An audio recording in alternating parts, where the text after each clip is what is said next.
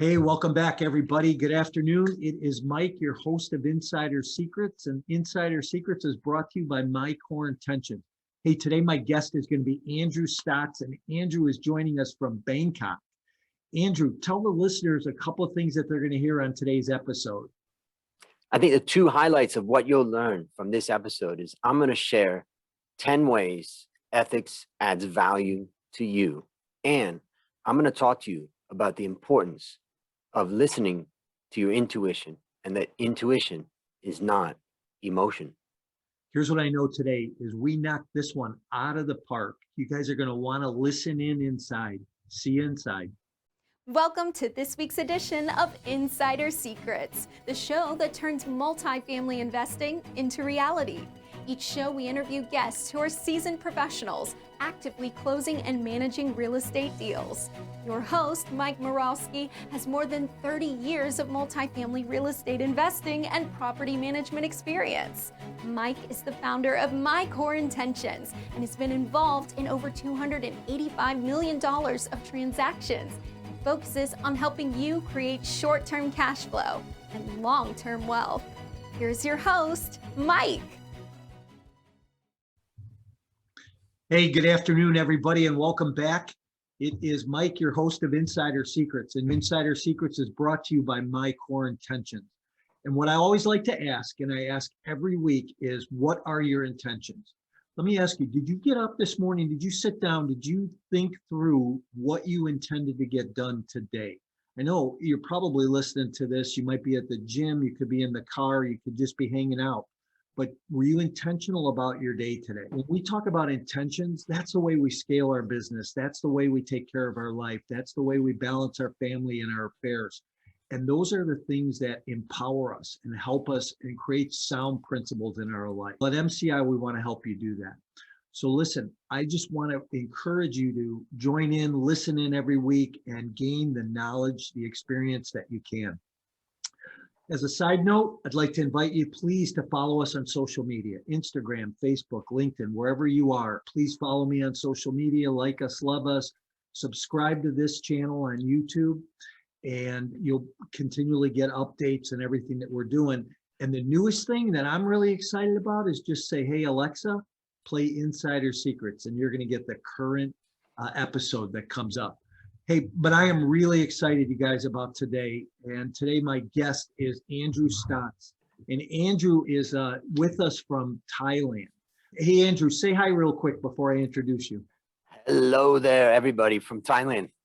I'm glad that you're here today. Andrew and I have gotten to know each other over the last couple of months a little bit and had some interesting conversations. And Andrew comes with an interesting perspective on finance and underwriting and things like that. So we're going to talk about a bunch of things. But in 1992, Andrew left a management career at Pepsi in California to teach finance in Thailand. That's a big move, huh? I can't wait to hear more about that. In 93, though, he found his life calling as a financial analyst, a job for which he was eventually voted #1 in Thailand in the second half of his 20-year career in investment banking.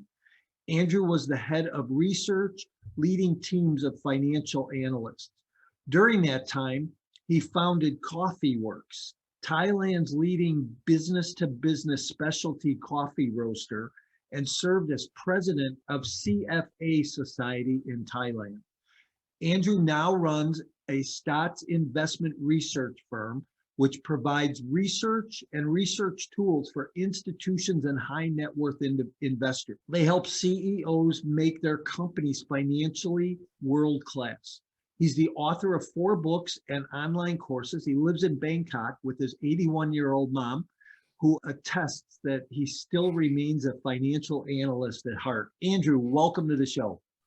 Thanks, Mike. It's great to be here, and hello to all the listeners out there. Hey, I'm glad that you're here today. You talked about intentions. I love that. You want to hear my intention this morning? I do. I have an intention that I've written down, and I say it, and that is, I want to be an attractive person. And many people may think that I already am attractive, but in fact, I'm not talking about my physical appearance. What does it mean?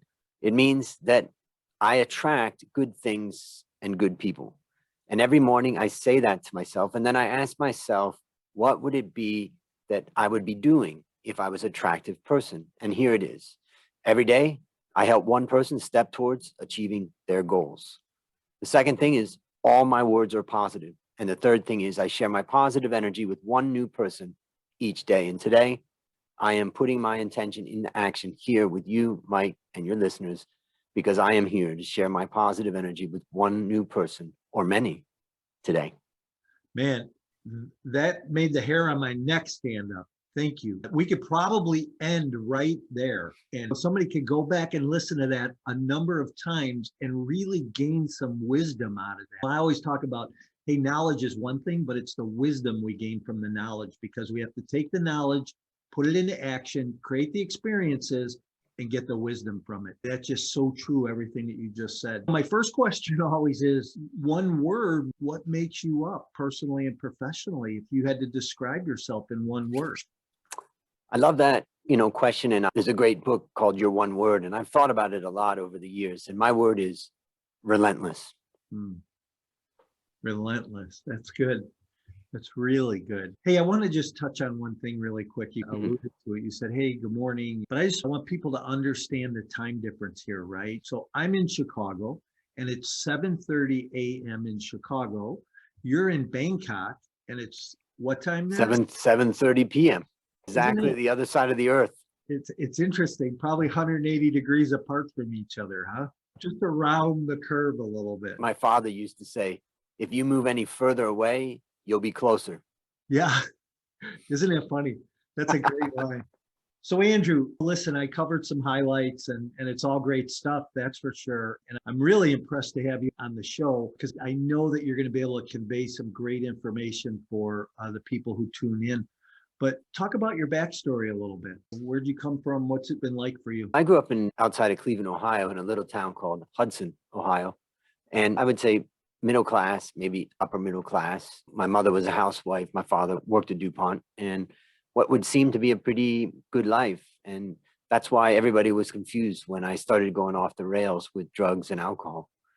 And basically at the age of 11 was when I started getting high pretty consistently.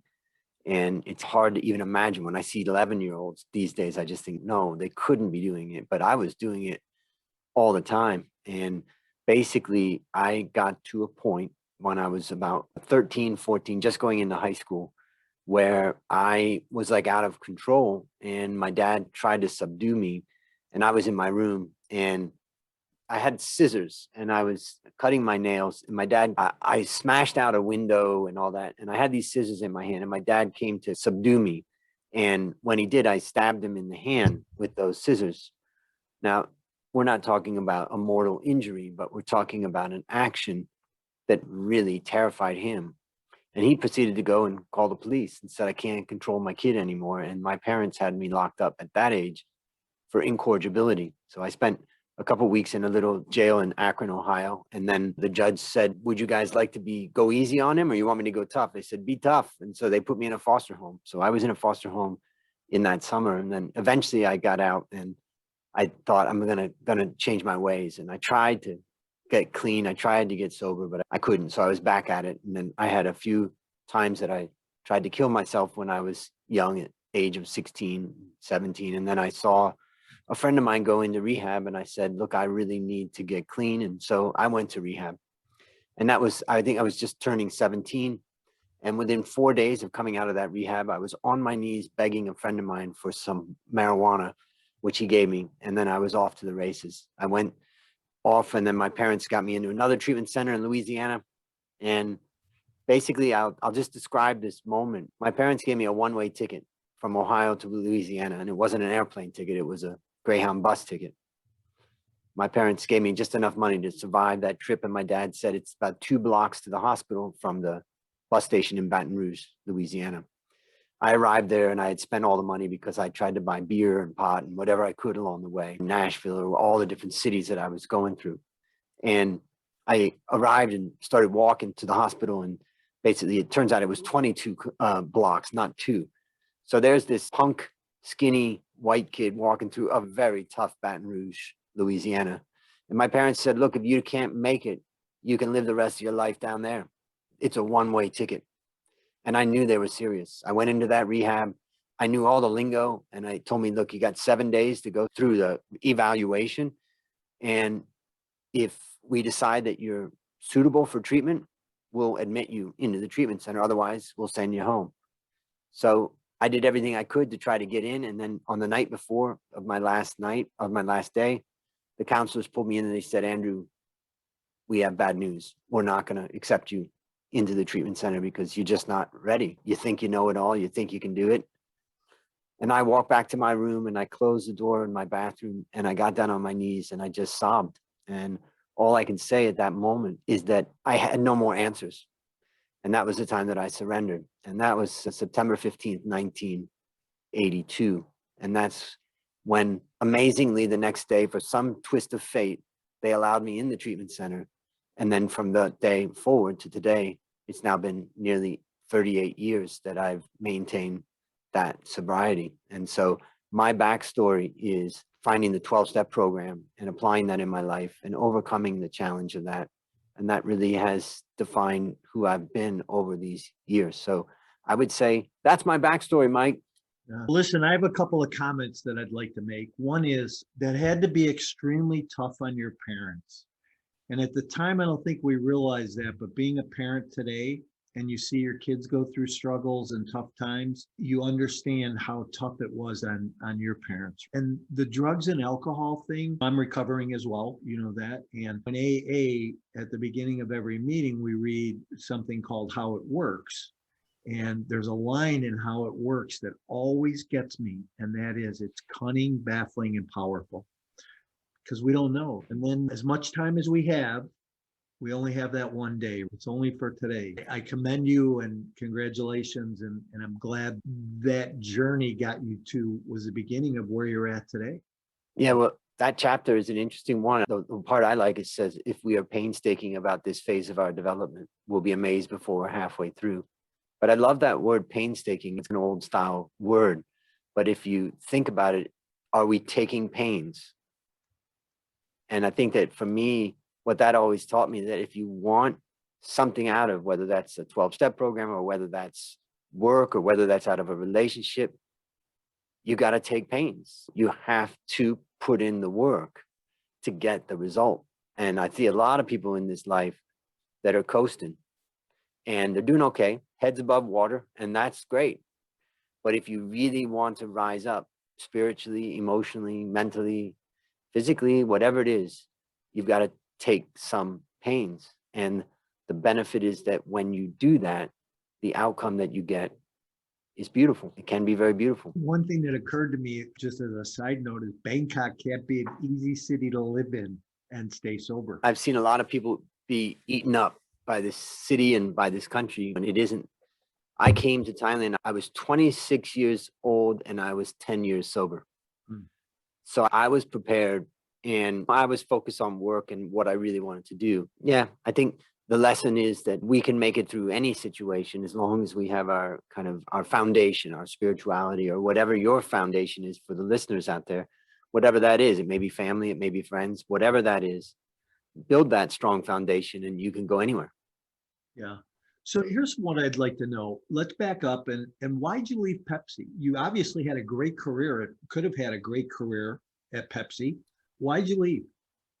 Yeah, I think I could have risen up to be a leader within the company over the years. And I was rising pretty quickly in the company. But there was a feeling that I had that I wanted more. I wanted something different. I didn't want to be just an average Joe going to work and coming home. And I just felt like there was so much more to life that I wanted to experience. And I felt like if I didn't do it at that age, it's just going to get harder and harder to do.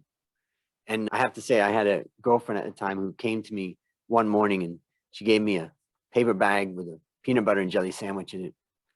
And she didn't realize the symbolism it was for me, but that was like the moment I was like, oh, no, I'm thinking in my head, that's not what I want. I want my life to grow. I want my life to be expansive. I want to meet new people. I want to see new things. I want to challenge myself. And so I had some relationship with people from Cambodia, Thailand, Long Beach, where I went to university. 10% of the population was Cambodian, refugees coming from a war-torn Cambodia. And so I knew people there. I knew a little bit about Thailand and Cambodian culture and all that. So I just thought, I'm going to go for a holiday and see. And I went for a holiday before I went to work for Pepsi. And then I worked for Pepsi, did my MBA and worked. And I just decided I'm going to do it. I got a job as teaching at a university. It was an 80% pay cut. And I landed in Thailand with $2,000 in my pocket and no language skills. Don't really know anybody. I closed all my bank accounts. I sold my car. I had no assets in the US. I really said there was no plan B. I burnt the bridges. A couple stories of one-way tickets in my life. And it wasn't easy. It was very hard parts in the beginning where I felt lonely and all of that. And I wanted to see my friends. And in those days in 1992, it's not like you're going to be able to fly around the world over and over. And I didn't have much. I came to time that I really did start at zero. And I built up from there. Yeah. Isn't it funny how we take places in our life and we stop, we draw a line in the sand and we start at zero. There's episodes that happen in everybody's life that cause us to just stop, or something changes, or we make a mistake and we wind up starting at zero again. It's a great thought exercise. And I'd suggest for all the listeners out there to just imagine that tomorrow you're going to wake up with no memory of the past. Zero. Yeah. You won't have any memory of anything except you've got all your faculties, you've got everything you've got. And here you are. It's the first day of your life. Yeah. Go ahead. So imagine that you wake up and tomorrow and you have no recollection of anything about your past. You still have all of your faculties. You still have all of your knowledge, but you have no burden of the past. What would you do? Where would you go? What would you become? And I think that type of zero-based thinking is a really valuable tool in our lives to say, I'm sorry about all the baggage that you carry, I carry, the listeners carry. Yeah, it's too bad we had to go through all that or whatever. But the reality is that's the past. And if we can live in the present, we can do so much. And what's interesting is this whole premise on this conversation is interesting right now, right? This is certainly not multifamily or financial discussion, but I think it's just entrepreneurial leadership conversation at a whole, right? And I think people need to hear this. And I hope my listeners are listening saying, man, how easily something in your life could change. How easily you could lose everything that you had. I had 4,000 apartments gone. Look at you. You picked up and you left. And so now as an entrepreneur, you're faced with a choice. You're faced with that situation where they're defining moments in your life. You know, I mean, one of the questions I always like to ask is, what was a defining moment in your life? And I think you've covered. So you got to Thailand. What'd you do when you got there? So I taught finance at university. And then after 1 year of teaching that, I realized that I'm never going to make any money being a teacher in Thailand. And the stock market was booming. And so I went and applied at a broker and I became a financial analyst and I got a job. And so in 1993, I started as a financial analyst. And so that's when I really found my calling, because all the other jobs I had, I was okay with and I did okay, but it just didn't touch me. And this job as a financial analyst was just, from that day till today, it's still who I am. I'm a financial analyst. And I loved it because basically being a good analyst basically means that you start with this premise: believe no one, believe nothing. And if you start with that premise, it's not out of a pessimistic thing. It's just that I am paid to think independently. So that's interesting, because when I underwrite a deal, I have to have that attitude when I go into it. I have to take this data that somebody else produced and I got to second guess it. So in the beginning, when I'm underwriting, I have to say, okay, so it balances, but what do my assumptions say now? And how do I put a stress test on this? So I like that. I think that's a great philosophy. Believe no one, believe nothing. Yeah. And if you take that philosophy, and really what it is, it's about being independent and objective. And if you take that philosophy, you don't have to take it in a combative way. Sometimes people think that means oppose everybody. No, it just says believe nothing, believe nobody, get evidence, try to figure it out, think for yourself. And so that's independent thinking and objectivity. We've talked a little bit previously about ethics, and I have a lecture that I do in ethics that's called 10 Ways Ethics Adds Value to You. And I basically talk about 10 words. And There's 5 words related to the way that we interact with other people. And there's 5 words that describe the way we work. And Go ahead. two of those words are independent and objective. You'll be very valuable. Share them all, would you? Because I want to talk about ethics. I want to talk about integrity and the fiduciary financial responsibility piece. Exactly. So in CFA, Chartered Financial Analysts, which is an institute out of the US, basically we have a code of ethics and standards and practice. And I've been teaching ethics for probably 10 years or more, maybe now, and teaching young people about it. And after a while, I got tired of talking about bad stories. This guy was flying high, and then he made this mistake, and then he crashed. I'm not so convinced that gets through to young people as much anymore. They think it's not going to happen to them. So I decided to flip it around and say, how can we look at ethics in a positive way? And so what I said is that let's talk about your interactions with others. Number 1, if you're loyal. Number 2, if you're trustworthy. Number 3, if you're fair. Number 4, if you're confidential. And most importantly, number 5, if you reveal conflicts of interest. So that's loyal, trustworthy, fair, confidential, and reveal conflicts of interest. If you can do those 5 things in your interactions with others, you will be a very rare person. And in the world of finance, and maybe even in the world of business, rare is valuable. But that's not enough. There's more. What about the way that you work? So what? People trust you and all that, but if you don't have good ideas, if you don't do a good job, yeah, they trust you, but they're not going to trust you with their money. So the way you work is, number 1, be diligent. Number 2, be independent. Number 3, be objective. Number 4, be thorough. And number 5, continually improve. Okay, so one thing I just want to say, listeners, go back and rewind this. Go back right now and rewind this and write those words down. If you're driving in your car, you know what? Pull over, write these words down, because Andrew is spot on right now. Go ahead. Yeah. So my point is that for young people, for all of us, if you can build these different ethical qualities into your everyday life, in your interactions with others and in the way that you work, you will be in demand. People will want to bring business to you. People will want to do business with you, and you will be rare, because very few people build that into themselves. And if you build that into yourself, you don't need a marketing department, just your actions, and people want to be around someone like that. So that's really my biggest advice for somebody that really is developing their career and all that. Take those 10 words. Yeah. Sorry, I had to write a couple of notes just to remember that we need to talk about a couple of things. Yep. I've taught ethics, and I taught ethics for the last several years while I was away. And how ironic, somebody in federal prison teaching ethics. And I try to be open about that, because I think there's a vulnerability and a transparency that people want to see in us. And that shines through in everything that you've just said. So and I think if people can adopt those things.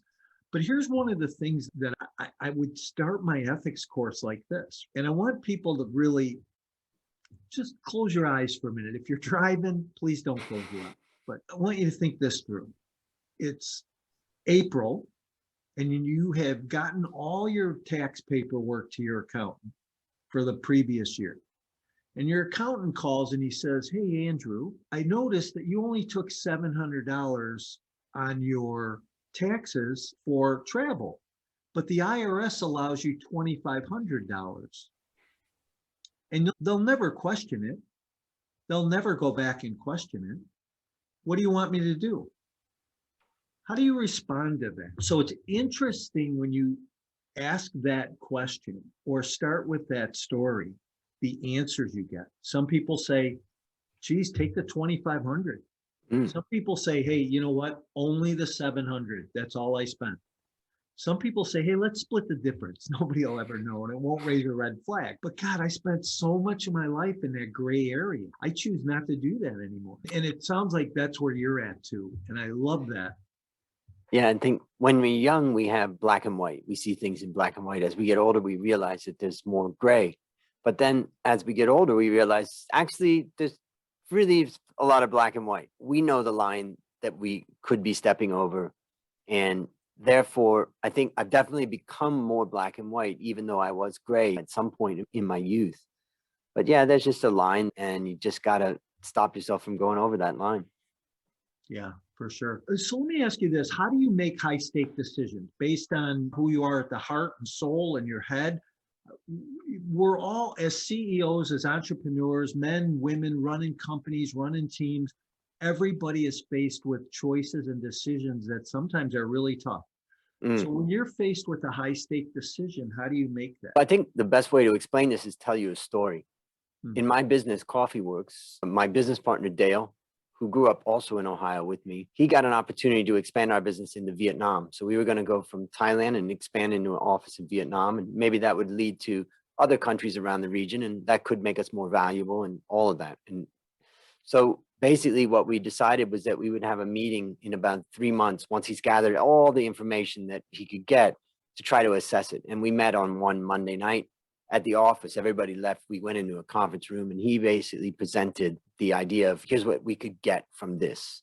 We went through a lot of it. And then after that, we went and had dinner and relaxed. And then the next Monday, we decided we would meet again.